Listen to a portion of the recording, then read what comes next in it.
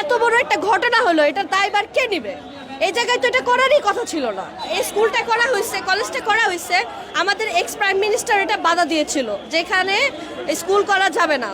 এখানে স্কুল করলে হচ্ছে আমাদের যে কমার্শিয়াল রুটটা এটার মধ্যে বাধাপ্রাপ্ত হবে।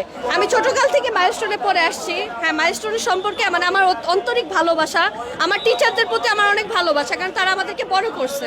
বাট দ্য থিং ইজ, যখন এই জায়গায় এই স্কুলটা করা হয়েছে, কলেজটা করা হয়েছে, আমাদের এক্স প্রাইম মিনিস্টার এটা বাধা দিয়েছিল যেখানে স্কুল করা যাবে না।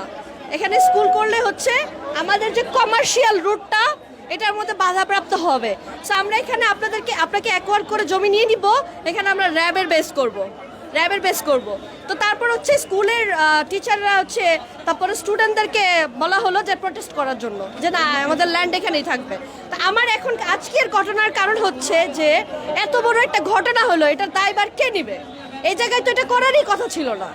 আজকে যদি একটা বিল্ডিং এ পড়তো, হয়তো বা কয়েকজন মুরব্বী মারা যেত কিংবা বয়স্ক মানুষ মারা, এত লাখ লাখে মানে এত ছোট ছোট বাচ্চাগুলা যে আজকে মারা গেছে, এগুলো কি মাইনে নেওয়া যায়? আমার কাছে আমার একটাই অনুরোধ থাকবে, আপনারা এটা নিয়ে একটু বিশ্লেষণ করবেন আর একটু নজর দিবেন।